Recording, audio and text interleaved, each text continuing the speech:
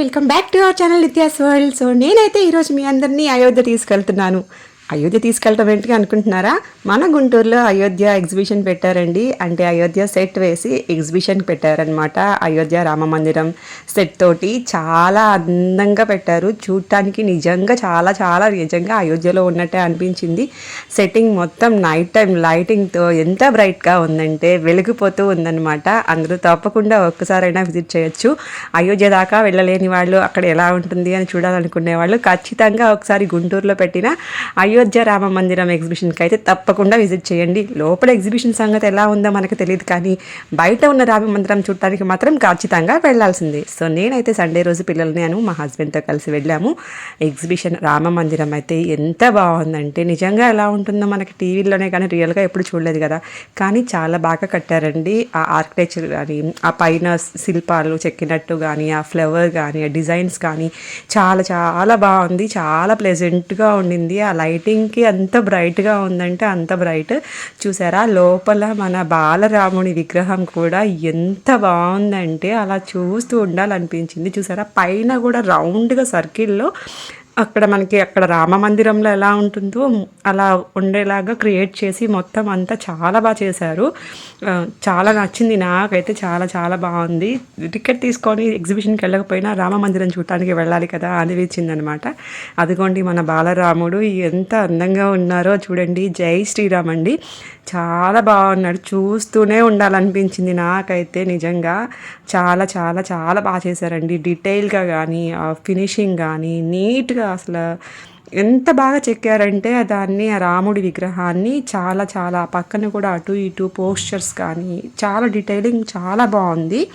So నాకైతే చాలా బాగా నచ్చింది. తర్వాత ఎగ్జిబిషన్ అంటారా, యాజ్ యూజువల్గా ఎప్పుడు ఉండే ఎగ్జిబిషన్ అంటే ఎంట్రన్స్లో మనకి షాపింగ్ అంటే షాపింగ్ మాల్స్ అన్నీ ఉంటాయి కదా. ఇంకా పిల్లలతో వెళ్తే అల్లరి మామూలుగా ఉండదు కదా. ఏ షాప్ కనిపిస్తే ఫస్ట్ దాంట్లోకి అయితే వెళ్ళిపోతాము. లేడీస్ అంటే ఏముంటుందండి, పిల్లలు ఉంటే ఇంకా వాళ్ళ కోసం స్టిక్కర్స్, పెన్సిల్స్, పెన్స్ అన్నీ ఉంటాయి కదా. సో మేమైతే వెళ్ళాము. ఇక్కడైతే ఎన్ని రకాల పెన్సిల్స్ అని, స్టిక్కర్స్ అని, ఎరేజర్స్ ఎవరు కనిపెడతారండి బాబు, ఇన్ని రకాల వెరైటీస్. నిత్య అయితే ఇది కావాలి అది కావాలి అని చూసిన వల్ల నాకు ఇది అది అని అడుగుతూనే ఉంది. దానికి ఏం కావాలో దానికి ఒక క్లారిటీ కూడా లేదు. అశు అయితే ఆల్రెడీ సెలెక్ట్ చేసుకున్నాడు. సో వెరైటీస్ చూసారా, ఇన్ని వెరైటీస్ ఎక్కడి నుంచి తీసుకొస్తారా అనిపించింది నాకైతే. ఒక్క చోట కాదు చాలా చోట్ల ఉన్నాయి. అదిగో మా నిత్య ఇది అనిద్ది అది అనిద్ది, దానికి ఏది సెలెక్ట్ చేసుకోవాలో కూడా తెలియట్లేదు. అన్ని వెరైటీస్ ఉన్నాయి అన్నమాట అక్కడైతే.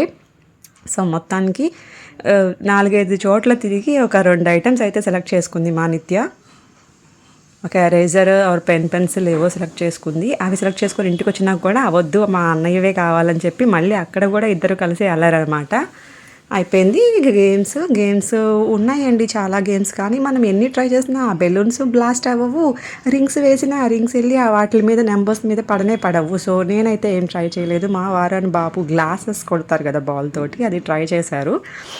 సో ఆర్చరీ బాణం ఆరో వేస్తారు కదా, అది ఒకటి ట్రై చేశారు. మనం ఎంత ట్రై చేసినా 2 మాత్రం పడతాయి, కానీ 3వది మాత్రం అస్సలు పడదనమాట. సో ఇంకా నిత్య అయితే వీటిలో ఎక్కడానికి ఇంకా స్టార్ట్ చేసింది. చూసినల్లా ఎక్కాలి కదా మనం కంపల్సరీ. ఇంకో మొదలు పెట్టేసింది అది కావాలి ఇది కావాలి అని చెప్పి. సో ఫస్ట్ అయితే తను ఏం చేసిందంటే అక్కడ ఎయిర్ది బెలూన్ది స్లైడ్ లాంటిది ఉంటుంది కదా, అది అక్కడికి వెళ్ళిందనమాట. నాకు అది కావాలి అని చెప్పి. ఇంకా చాలాసేపు ఇద్దరే, అశు నిత్య ఇద్దరు వెళ్ళిపోయారు. అక్కడ చాలాసేపు ప్లే చేశారనమాట. వాళ్ళకి కాసేపు ఎంటర్టైన్మెంట్, మాకు ప్రశాంతంగా కాసేపు పక్కన కూర్చున్నాం అనమాట వాళ్ళకి అక్కడ పంపించేసి.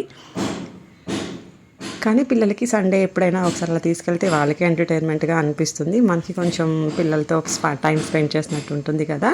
అండ్ తర్వాత నేను నిత్య వచ్చేసి ట్రైన్ ఎక్కామన్నమాట. నిత్య అయితే నన్ను పట్టుకోవద్దు, నాకు అసలు భయం లేదు, నేను అసలు పడిపోను అని చెప్పి అసలు నన్ను చెయ్యి కూడా వేయనీయలేదు. తీసే అని గోల్ చేసింది, పడిపోను అని. అండ్ అశు నేను ఎక్కేసాం బ్రేక్ డాన్స్.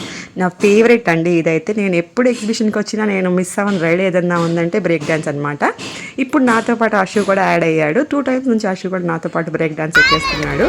ఇదిగో మా నిత్యం ఇక్కడ ఏడుస్తుంది చూడండి, ఏం కావాలని.